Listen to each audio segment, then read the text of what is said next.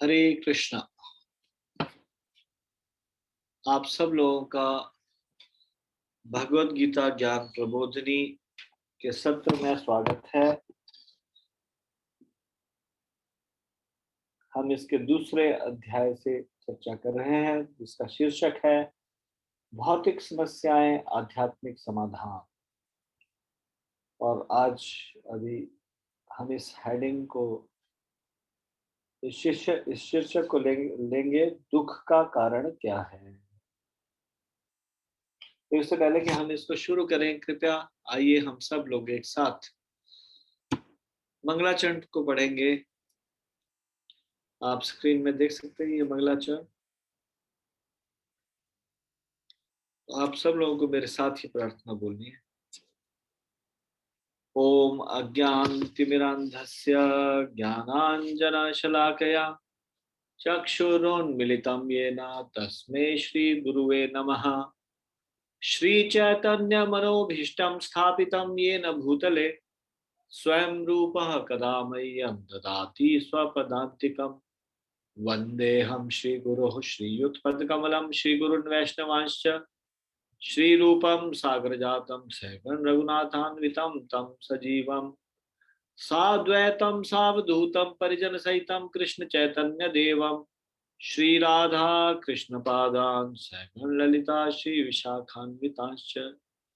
हे कृष्ण करुणा सिंधो दीनबंधो जगतपते गोपेश गोपिका कांत राधा कांत नमोस्तुते।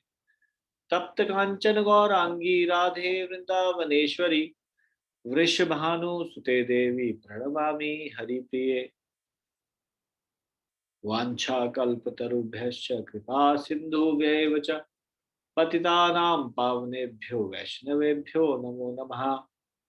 जय श्री कृष्ण चैतन्य प्रभु नित्यानंद श्री अद्वैत गदाधर श्रीवासादि गौर भक्तवृंद। हरे कृष्ण कृष्ण कृष्ण हरे हरे हरे राम राम राम हरे हरे। धन्यवाद, थैंक यू सो मच। कृपया भगवत गीता ज्ञान प्रबोधिनी के दूसरे अध्याय का ये पेज खोल लीजिए जहां लिखा है दुख का कारण क्या है। यदि परम भगवान एक सर्वस्नेही पिता है तो वे हमें दुख क्यों देते हैं। दुखों का कारण भगवान नहीं अपितु भगवान से स्वतंत्र होकर हमारी स्वयं की भोग करने की इच्छा है।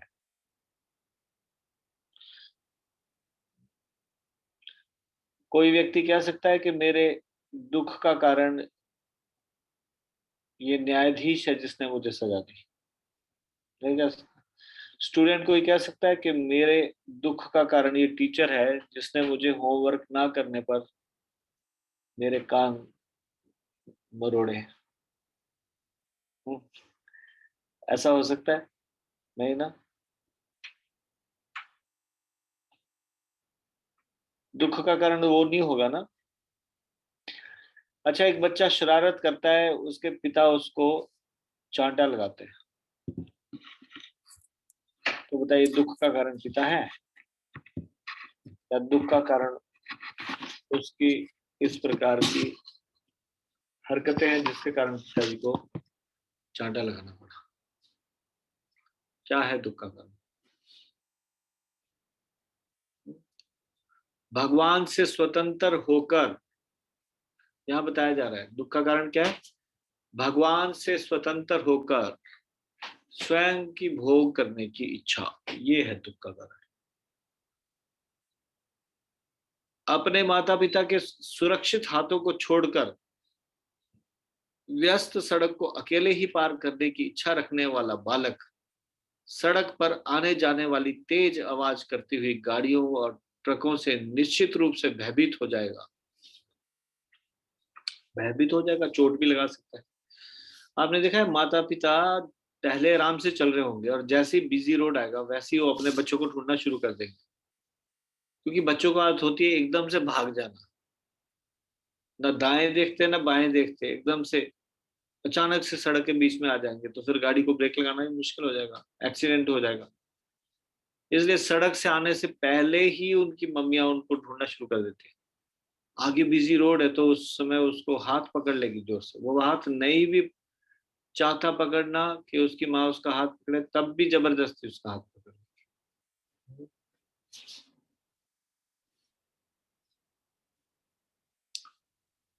अपने माता पिता के सुरक्षित हाथों को छोड़कर व्यस्त सड़क को अकेले ही पार करने की इच्छा रखने वाला बालक सड़क पर आने जाने वाली तेज आवाज करती हुई गाड़ियों और ट्रकों से निश्चित रूप से भयभीत हो जाएगा। जैसे एक नागरिक सरकार के साथ सहयोग करके रहता है, यदि हम भी वैसे ही भगवान के साथ एक रस होकर अपना जीवन व्यतीत करें तो हम निश्चित रूप से सुखी होंगे। ध्यान से सुनिए, बहुत महत्वपूर्ण बात है। देखो, एक किसी भी देश में नागरिक बहुत सुख से रह सकता है यदि उस देश के कानून का पालन करे। नहीं, अगर कानून को तोड़ेगा तो बार बार दुखी होगा, बार बार पुलिस वाले पकड़ेंगे और दंड देंगे। लेकिन अगर सहयोग करके चलता है, जिस देश में जैसा कानून है वैसे उसके अनुसार चलता है, तो एकदम सुख से रहेगा। वैसे ही ये जीवन में भी अगर भगवान के साथ एक रस होकर चलेंगे, यानी कि भगवान के निर्देशानुसार जीवन को व्यतीत करेंगे, तो निश्चित गारंटेड है सुखी होंगे। सकाम कर्मों का रिएक्शन मिलेगा और वो सुखद होगा। ठीक है, मूल रूप से हम सब भगवान के सेवक हैं। Originally we all are servants of the lord. और उनको प्रेम करना और उनकी सेवा करना हमारे लिए स्वाभाविक है। तो देखिए, एक दिन हमने चर्चा की थी, हर एक जीवात्मा विदाउट एनी एक्सेप्शन, इसकी दो इनसेपरेबल क्वालिटी है। जैसे आग की दो इनसेपरेबल क्वालिटी होती है। इनसेपरेबल समझते हैं, जो उनसे सेपरेट नहीं की जा सके। आग की, अग्नि की इनसेपरेबल क्वालिटी क्या होती है, कोई बताएंगे? पुराने लोग नहीं, जिन्होंने सुना हुआ है वो नहीं, नए लोग। अग्नि की इनसेपरेबल क्वालिटी क्या होती है, बताइए। एक आग की इनसेपरेबल क्वालिटी क्या हो सकती है, जो आग से अलग नहीं हो सकती?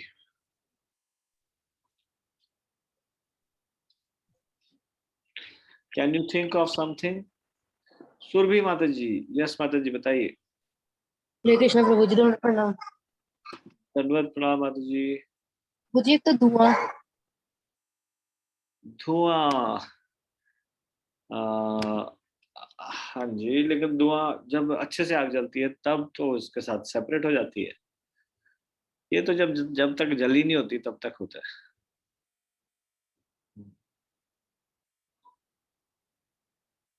पुराने लोगों से नहीं पूछूंगा मैं, उनसे मैं पूछ चुका हूँ ये चीज, इसलिए मैं पूछूंगा जो लोगों ने अभी तक उत्तर नहीं दिया। कलावती माता जी, बताइए। हरे कृष्णा प्रभु जी, दंडवत प्रणाम। धन्यवाद, प्रणाम माता जी। प्रभु जी, आग में जो शायद गर्मी होती है वो वेरी गुड, वेरी गुड। आग मतलब गर्मी, यस, और ये इनसेपरेबल क्वालिटी है। और उसमें जो प्रकाश निकलता है, जो उजाला होता है। हाँ जी, आपने ये कुछ दिन पहले सुना ना जब मैं ये कहा था? जी जी। ठीक है धन्यवाद, आप ध्यान से सुनते हो उसका मतलब। हरे कृष्णा प्रभु जी।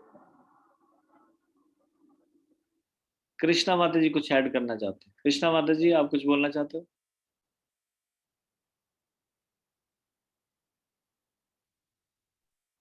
हरे कृष्ण प्रभु जी। हरे कृष्णा माता जी, बोलिए। हाँ प्रभु जी, मेरा भी यही आंसर है जो अभी माता जी ने दिया, उष्मा और प्रकाश। हाँ, वेरी गुड। आग एग्जिस्ट ही नहीं कर सकती यदि उसमें उष्मा ना हो, उष्मा यानी हीट, और आग एग्जिस्ट नहीं कर सकती अगर उसमें लाइट ना हो, प्रकाश ना हो। लाइट एंड हीट, आग का अस्तित्व ही खत्म हो जाएगा अगर ये दो चीज ना हो। ठीक है, पानी, पानी की क्या इनसेपरेबल क्वालिटी है? हाथ खड़ा। पानी, पानी की भी कोई इनसेपरेबल क्वालिटी है क्या?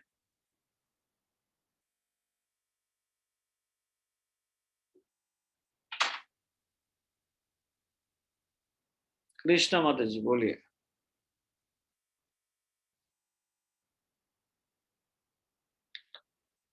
कृष्णा माता जी अनम्यूट कीजिए और बोलिए। हरे कृष्णा प्रभु जी। हरे कृष्णा, आवाज कम आती है आपकी, नजदीक से बोलिए। प्रभु जी साउंड। आपकी, सॉरी, पानी की इनसेपरेबल क्वालिटी क्या बताई? साउंड आवाज। अच्छा, कई बार बिना आवाज के भी पानी रहता है, मतलब कि जो अलग की नहीं जा सकती, मतलब पानी है तो आवाज होना ही चाहिए, पर हमारा गिलास में पानी होता है तो आवाज नहीं होती।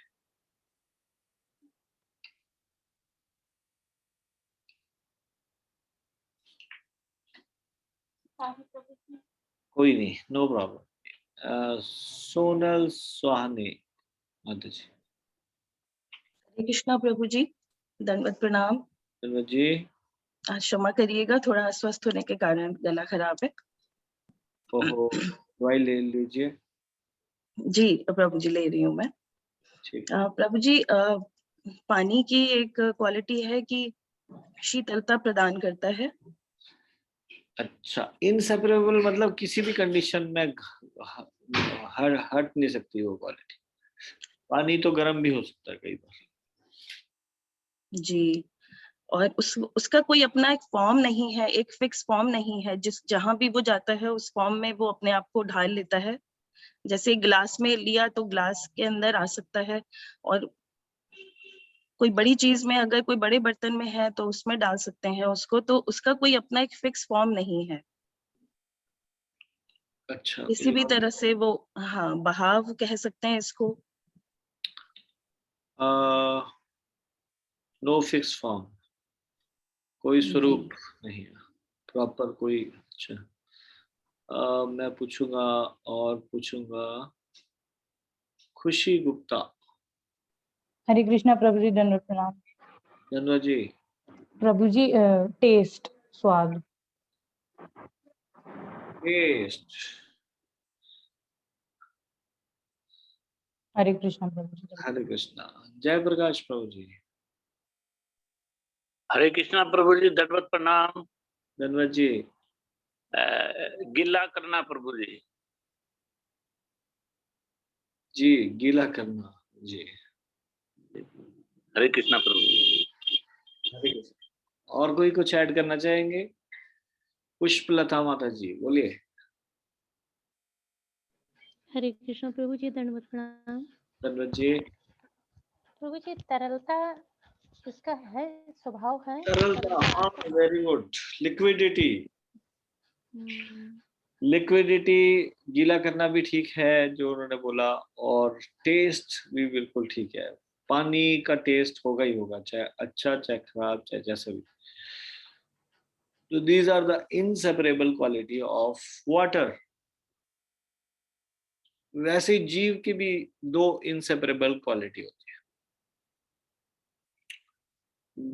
एक कोई भी जीवात्मा हो, मनुष्य के शरीर में चाहे पशु के शरीर में, एक जीव की दो इनसेपरेबल क्वालिटीज क्या होती है? कृपया हाथ खड़ा कीजिए।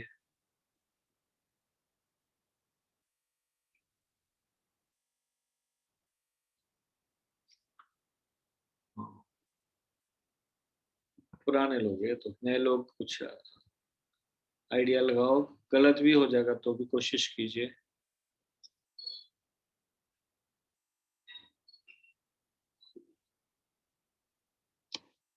खुशी गुप्ता। हरे कृष्णा प्रभु जी, दंडवत प्रणाम। जी। प्रभु जी मुझे दो ही आते हैं।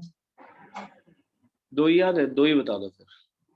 प्रभु जी एक तो लव करना और एक सेवा करना। अच्छा,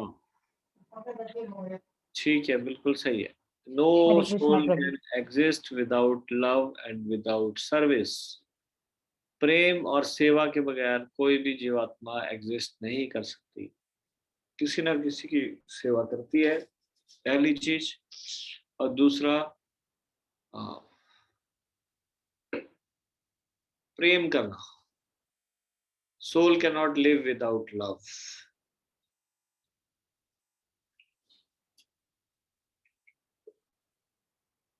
कोई एग्जांपल बता सकता है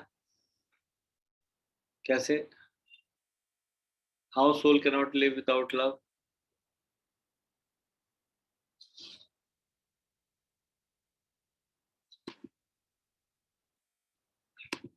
एनी आंसर?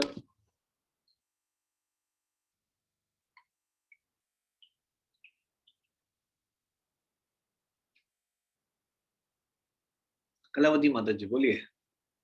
हरे कृष्णा प्रभु जी, दंडवत प्रणाम। धनवत जी बोलिए। जीव प्रेम हर किसी न किसी से करेगा, चाहे वो भौतिक संसार के लोगों से हो या भगवान से, लेकिन उसके हृदय में प्रेम रहता ही है। हरे कृष्णा प्रभु जी। अच्छा,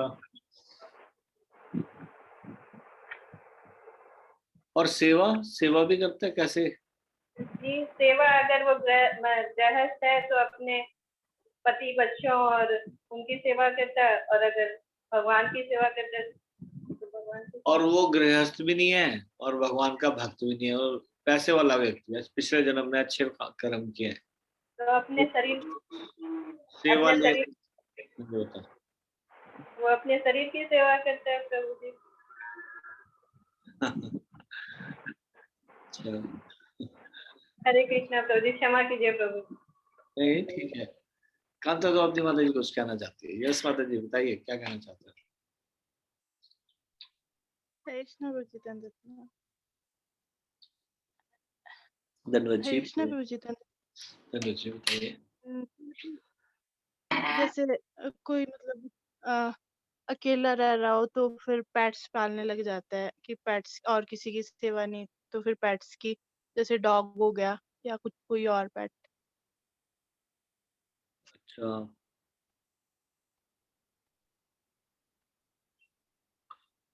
और अगर पेट्स भी ना हो उसके घर में तो? प्रभु जी कहीं ना कहीं तो कुछ ना कुछ करेगा ही प्रभु जी, मतलब सर्विस करने के लिए, और कोई ना कोई तो चाहिए ही प्रभु जी। धनी धनी व्यक्ति होगा, वो क्या करेगा? प्रभु जी फिर वो तो, आ, अगर एक अकेला कोई धनी व्यक्ति हो, देखिए सब लोग सेवा करेंगे, ये बिल्कुल सही है। एक फैक्ट्री का मालिक है, वो फैक्ट्री के मजदूरों के लिए कुछ सुविधा, चाहे स्वार्थवश ही करेगा, लेकिन उनके लिए कुछ सुविधा अरेंज करेगा धन से।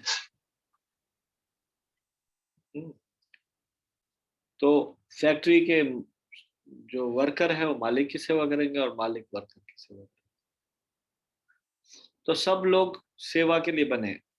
जीव रह ही नहीं सकता सेवा के बगैर और प्रेम के बगैर। तो यहाँ पे क्या लिखा है पेज में, इसको देखिए। यहाँ पे लिखा है,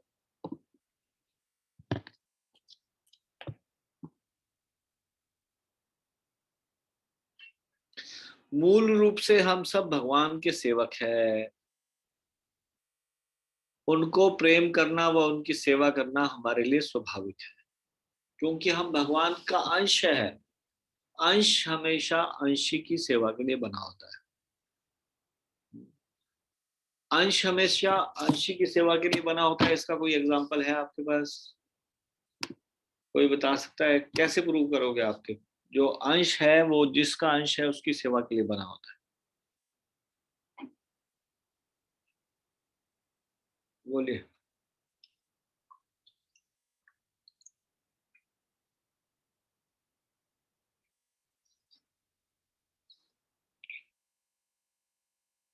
सुरभि गुप्ता। हरे कृष्ण प्रभु जी, दंडवत प्रणाम। दंडवत जी। प्रभु जी, जैसे एक माँ होती है, उसका बच्चा होता है, तो वो जब तक बड़ा नहीं तो वो अपने बच्चे की सेवा करती है क्योंकि वो उसका अंश है। तो ये तो अंश ही अंश की सेवा कर रहे हैं, ये तो उल्टा एग्जाम्पल होगा। अंश जो अंश होता है वो हमेशा अंशी की सेवा के लिए बना होता है। अंशी मतलब जिसका अंश है, अंश मतलब अंश, सही है।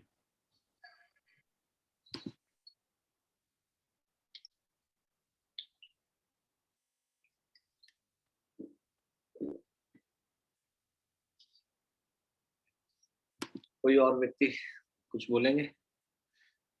डायरेक्टली बोल सकते हैं। अंश हमेशा अंशी की सेवा के लिए बना होता है, इसका कोई एग्जाम्पल? थोड़ा दिमाग लगाइए, सोचिए।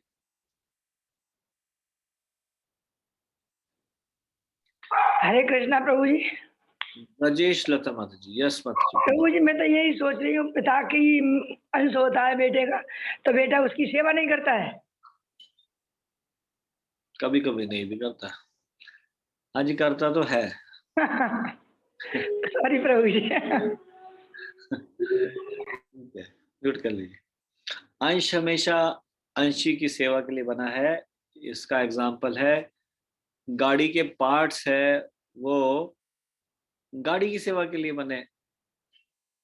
अब बताओ, पार्ट की कोई एक पेच है गाड़ी का, अकेला हो जाए तो कोई वैल्यू है उसकी? नहीं, वो कबाड़ है। और गाड़ी में लग जाए तो उसकी बहुत वैल्यू है। हमेशा अंश जो है वो अंशी की सेवा के लिए बना होता है।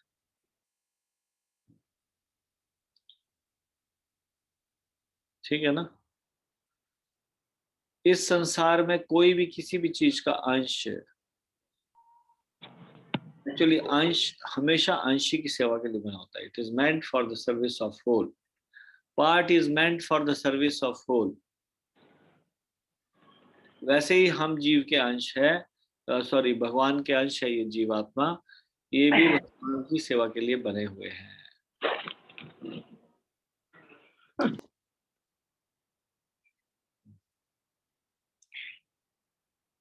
तो आगे हम पढ़ते हैं।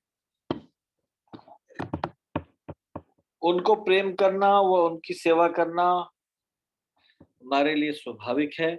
उनसे स्वतंत्र हो हमारी भोग की इच्छा के फलस्वरूप हम अपना मूल घर दिव्य जगत को छोड़ इस संसार में आए हैं। क्योंकि हमने भगवान से मुंह मोड़ लिया है, इसलिए हम नाना प्रकार के दुखों को भुगत रहे हैं।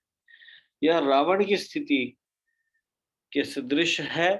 रावण की इच्छा भगवान के साम्राज्य को बिना भगवान के प्राप्त करने की थी। जब हम सेवक होने तथा भगवान की योजना में सहायक होने के अपने स्वभाव को त्याग देते हैं और मूर्खतावश नियंता, प्रतिद्वंदी और भोक्ता बनने का प्रयास करते हैं। क्या? नियंता, कंट्रोलर, प्रतिद्वंदी, ओपोनेंट और भोक्ता बनने का प्रयास करते हैं, तो हम अनंत दुखों का न्योता देते हैं। केवल उनकी ओर उन्मुख होने और शास्त्रों में दिए गए उनके सदुपदेशों का पालन करने मात्र से ही हम स्वयं चिरस्थायी सुख की स्थिति को पुनः प्राप्त कर सकते हैं। कैसे कैसे सुखी रह सकते हैं? अगर उन भगवान के आदेशों का पालन करें, शास्त्रों में दिए गए हुए सदुपदेशों का पालन करने मात्र से ही हम स्वयं चिरस्थायी सुख की स्थिति को पुनः प्राप्त कर सकते हैं। जब तक भगवान की योजना के अनुसार नहीं चलेंगे, तब तक चिरस्थायी सुख की स्थिति को पुनः प्राप्त नहीं कर सकेंगे। शांति की ओर। दुख के लक्षण शुभ होते हैं क्योंकि यह हमें मूल कारण को ढूंढने का एक अवसर प्रदान करता है। प्रत्येक दुख के पीछे एक उद्देश्य छिपा होता है। एक चोर को इसलिए पीटा जाता है जिससे कि वह अपनी चोरी करने की प्रवृत्ति को त्याग दे। जब हमारा शारीरिक तंत्र बिगड़ जाता है तो यह तप कर गर्म हो बुखार के लक्षण दर्शाता है।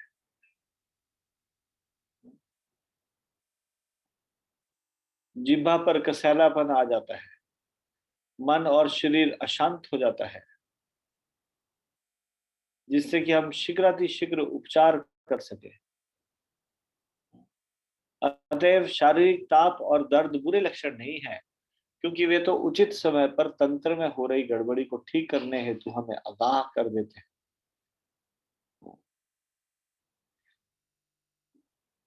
देखिए, शरीर अपने आप को ठीक करने का प्रयास करता है अगर वो टेम्परेचर भी बढ़ा रहा है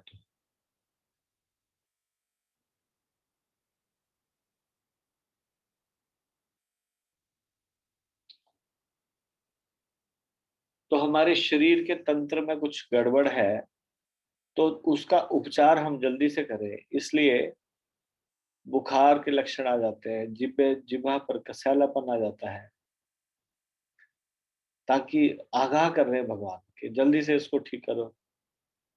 इसी प्रकार से हम देखते हैं कि संसार में दीर्घ समय से चले आ रहे सुखी बनने के हमारे प्रयासों के बावजूद दुख यथावत बने रहते हैं।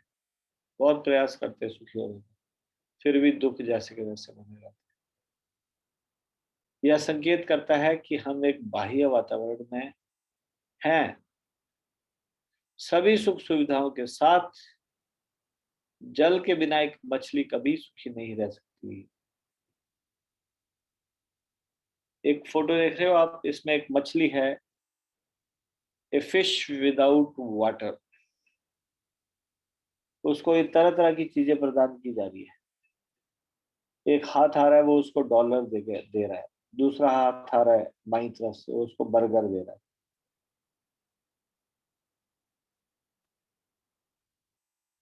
उसको खाने के लिए अच्छी अच्छी चीजें दी जा रही है, और नीचे एक बॉटल पड़ी हुई है, उसके जो फिन्स है ऊपर, उसमें बॉटल पड़ी है, और नीचे प्ले बॉय की मैगजीन पड़ी है। ये सारे के सारे चीजें मछली को संतुष्ट नहीं कर सकती।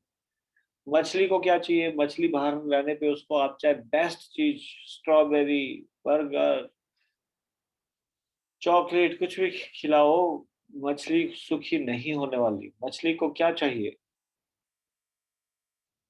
How fish can be happy. ये मछली कैसे प्रसन्न रह पाएगी? मछली पानी के बाहर है, आप उसको सुखी करना चाहते हो, कैसे सुखी रह पाएगी? गिट्टी का मात्र दिखता है। हरे कृष्ण प्रभु जी, धन्यवाद प्रणाम। धन्यवाद जी। फिर जी उसको वापस जल में डालेंगे जब, तभी खुद सुखी रह पाएगी, जो उसका एक्चुअल, जो उसका रहने का स्थान है। हाँ, क्यों जल के बाहर क्यों सुखी नहीं रह पाएगी? क्योंकि उसका प्रभु जी, उसका रहने की जगह ही, मतलब उसका जो वो है, जल का प्राणी है वो। जी प्रभु जी। इसलिए तो वैसे मनुष्य इस संसार में सुखी क्यों नहीं रह पाएगा? कैसे रह पाएगा? प्रभु जी, जब हम तो वैसे भगवत धाम भगवान के, सब भगवान के अंश हैं, तो जब हम भगवान की सेवा करेंगे और अंश, जैसे अंश जो है अंश की सेवा करेगा, तभी सुखी रह पाएंगे। कलावती माता जी। हरे कृष्ण प्रभु जी, धन्यवाद प्रणाम।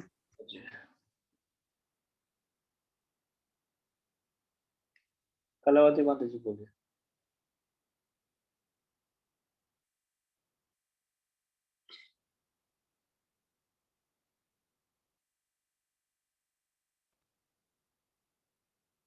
अनम्यूट करके बोलना है, आवाज नहीं आ रही। कलावती माता जी बोलिए।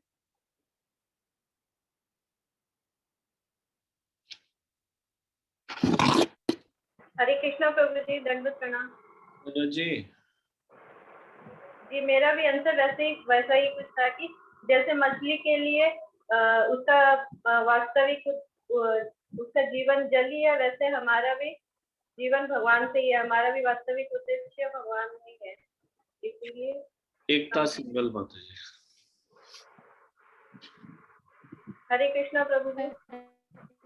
हरे कृष्ण। हरे कृष्णा प्रभु जी, दंडवत प्रणाम जी। आवाज प्रभु नहीं जी। आ रही।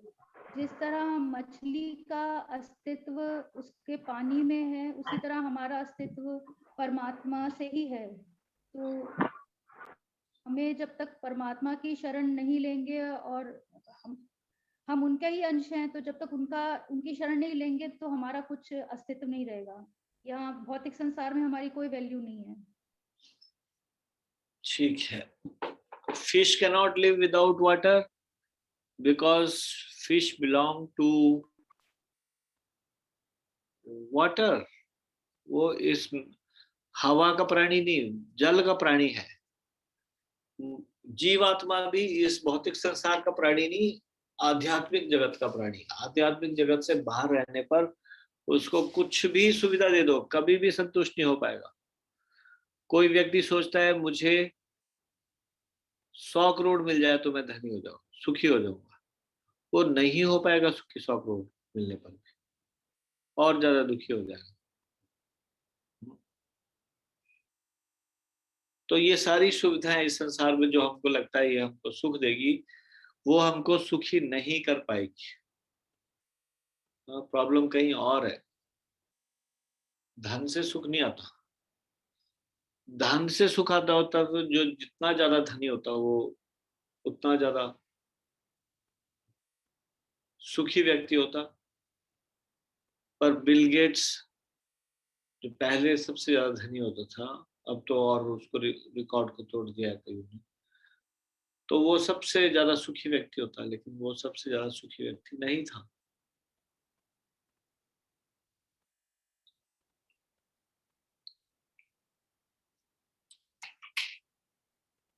So fish cannot live without water. Similarly, a soul cannot live without spiritual life.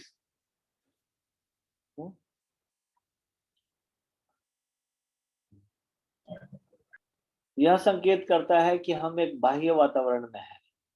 सभी सुख सुविधाओं के साथ जल के बिना एक मछली कभी सुखी नहीं रह सकती। न ही मनुष्य ऊंचे उड़ते हुए एक विमान या अटलांटिक महासागर के बीचों बीच रहकर उतना सुरक्षित और सुखी रह सकता है जितना कि भूमि पर। चिंतक और प्रभु डिस्प्ले करना चाहिए। रीडिंग शुरू होगी, प्लीज पे अटेंशन। अतएव यह हमारे रहने का स्थान नहीं है। यहाँ प्रत्येक कदम कदम पर संकट ही संकट है, किंतु आध्यात्मिक लोग इस दुखालय से परे हैं। जब विद्यार्थी अपने घर से दूर छात्रावास में रहते हैं तो वे गृहासक्त होते हैं और उनके हृदय में अपने माता पिता को मिलने की प्रबल इच्छा होती है। इसी प्रकार से हम सब भी अपने वास्तविक जगत, आध्यात्मिक जगत और अपने वास्तविक माता पिता और स्वामी भगवान से दूर रहने के कारण गृहासक्त रहते हैं। दुखों से छुटकारा पाने के लिए हमें भगवान के उपदेशों के साथ समरसता में जीवन की कला सीखनी होगी। तत्पश्चात हम इस जगत में रहते हुए भी सुखी हो सकते हैं और अंततः दिव्य जगत में अपनी मूल स्थिति को पुनः प्राप्त भी कर सकते हैं।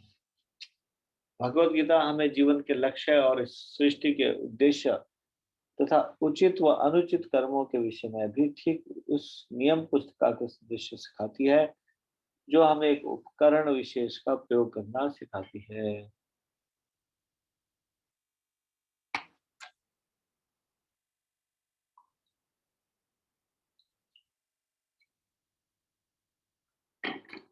अपने जीवन को भगवान व प्रकृति के साथ समरस करने के कुछ एक साधारण उपाय है। अपने जीवन में भगवान के वरदानों की गणना कीजिए और उन सबके लिए भगवान की कृतज्ञता मानिए जो उन्होंने आपके लिए किया है। उनमें प्रेम, दया और सेवा के लिए प्रार्थना कीजिए। तो देखिए, ये बड़े सरल उपाय बताए गए हैं कैसे जीवन को भगवान व प्रकृति के साथ समरस किया जाए। जो लोग अपने दुखों को गिनता रहता है वो सदा दुखी रहता है, लेकिन जो भगवान की कृपा को गिनता रहता है, सुख के क्षणों को गिनता रहता है, वो बहुत सुखी रहता है।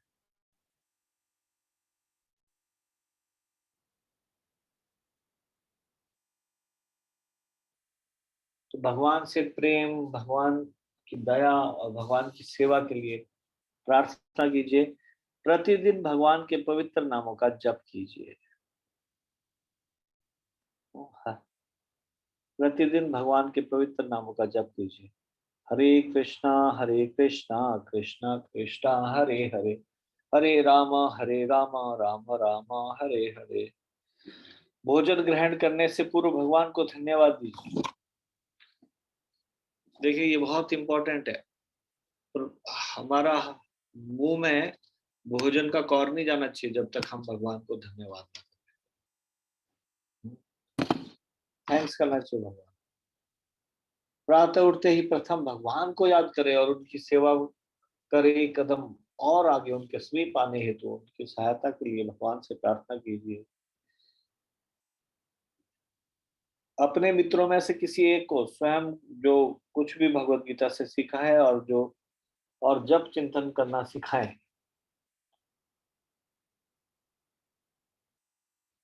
जो भी कुछ आप सीखते हो भगवत गीता में या जप करना, वो किसी ना किसी को सिखाएं।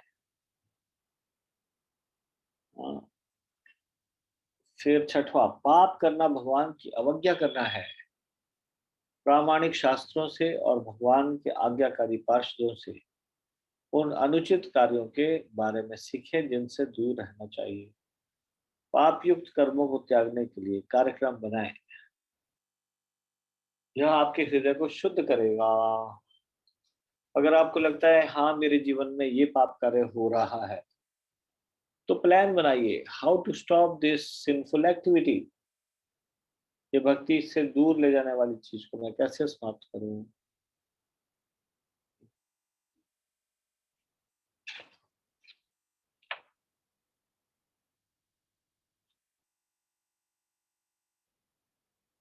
तो आज हम यहीं तक चर्चा करेंगे।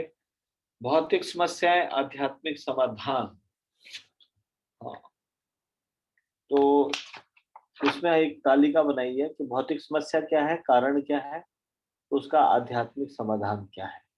तो ये बस अभी हम पढ़ेंगे इसको बाद में, क्या क्या समस्याएं हैं। लेकिन ये समझ लीजिए कि ये भौतिक समस्या क्या है, कारण क्या है और उसका आध्यात्मिक समाधान क्या है। ये एक तालिका है, इसमें से हम जानेंगे कल। ठीक है, आज हम इसको यहीं पे विराम देते हैं। आपके आज की चर्चा में से आपका कोई भी प्रश्न है या आपकी कोई टिप्पणी है तो आप हाथ खड़ा कर सकते हैं।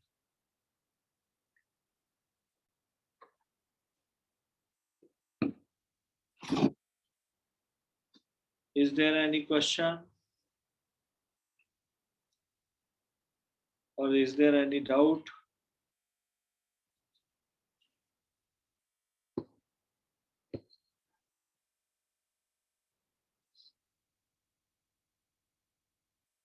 ओके, तो हम इसको यहीं पे समाप्त कर रहे हैं।